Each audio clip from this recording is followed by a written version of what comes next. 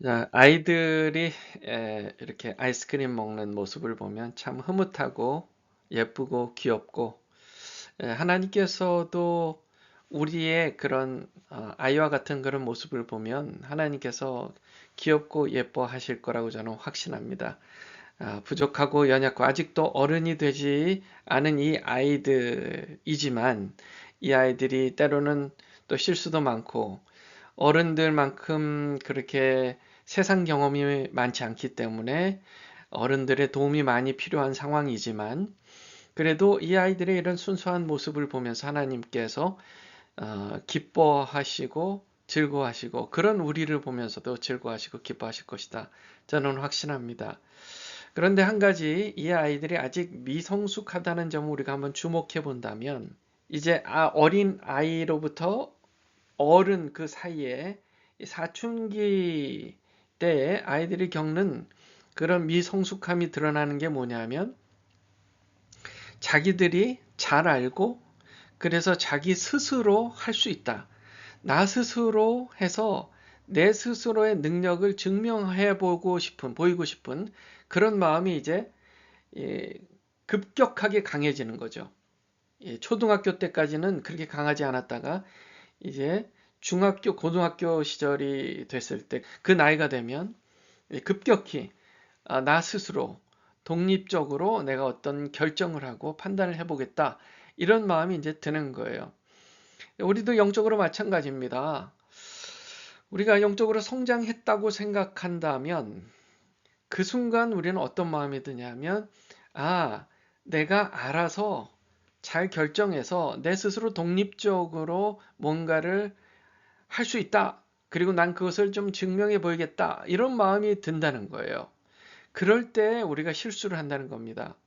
우리는 매 순간 모든 것을 다 하나님께 여쭤볼 필요가 있어요. 하나님, 이거 어떻게 할까요? 저거 어떻게 할까요?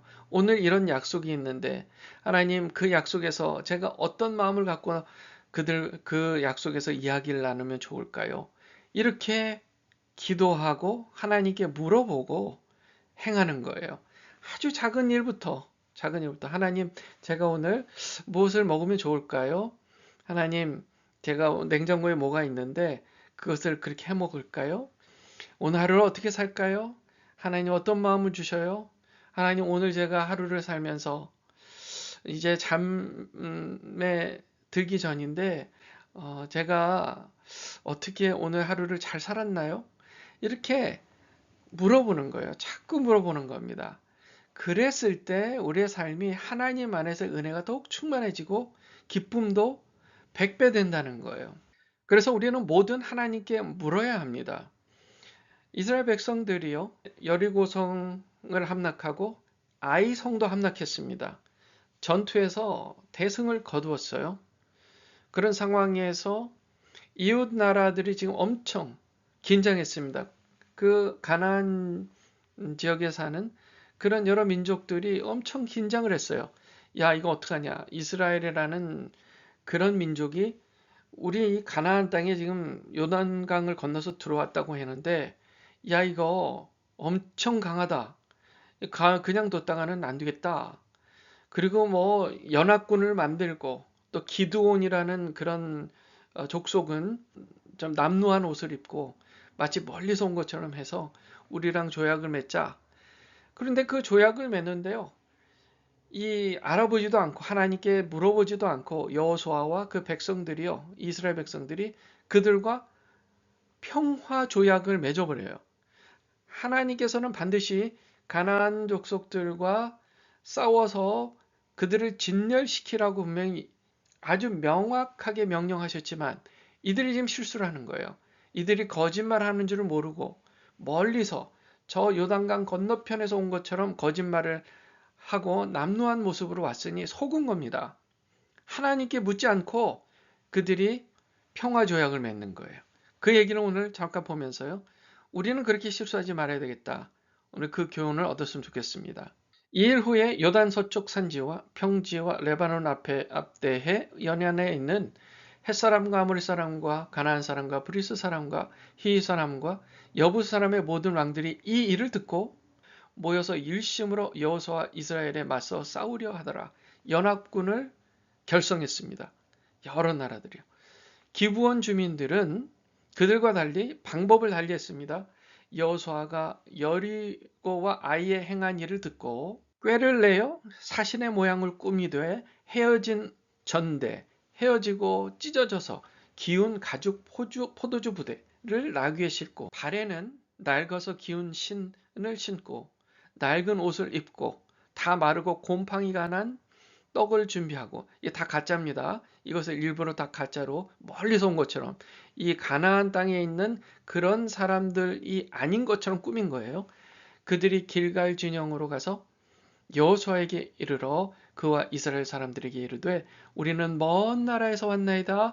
이제 우리와 조약을 맺읍시다. 이스라엘 사람들이 히위 사람에게 이르되 너희가 우리 가운데 거주하는 듯하니 우리가 어떻게 너희와 조약을 맺을 수 있으랴 하나. 자, 우리가 가만 보니 이제 의심이 되는 거예요. 테스트를 해보는 거죠. 너희가 이 지역에서 사는 사람들 아니냐? 라고 물어보는 거예요. 우리가 어떻게 이 지역에 사는 사람들과 조약을 맺을 수 있느냐? 이 지역은 다 우리의 적이다. 그랬더니 그들이 여호수아에게 이렇게 말합니다. 우리는 당신들의 종들입니다. 하매 여호수아가 그들에게 묻되 너희는 누구며 어디서 왔느냐라고 묻습니다. 여기서 이제 종들이라는 말은 우리는 당신들의 적이 아니라 당신들을 종으로서 섬길 사람들입니다. 우리는 당신들과 싸울 그런 적이 아닙니다. 라고 하니까 여호수아가 묻는 거예요. 어디서 왔느냐? 그들이 여호수아에게 이렇게 대답합니다. 종들은 당신의 하나님 여호와의 이름으로 말미암아 심히 먼 나라에서 왔사오니, 그러니까 당신들의 이야기를 듣고 멀리서 왔습니다. 이는 우리가 그의 소문과 그가 애굽에서 행하신 모든 일을 들으며 또 그가 요단 동쪽에 있는 아모리 사람의 두 왕들 곧 헤스본 왕 시온과 아스다롯에 있는 바산 왕 옥에게 행하신 모든 일을 들었음이니이다. 그러므로 우리 장로들과 우리나라의 모든 주민이 우리에게 말하여 이르되 너희는 여행할 양식을 손에 가지고 가서 그들을 만나서 그들에게 이르기를 우리는 당신들의 종들이니 이제 우리와 조약을 맺읍시다 하라 하였나이다. 그러니까 우리 멀리서 왔는데 우리나라 사람들이 우리를 보냈습니다. 그래서 당신들과 조약을 맺으라고 했습니다. 우리는 그 나라의 사신들입니다. 라고 얘기를 하는 거예요. 우리의 이 떡을 보세요 하면서 떡을 보여주는데요. 곰팡이가 쓸었어요. 일부러 그렇게 꾸몄잖아요.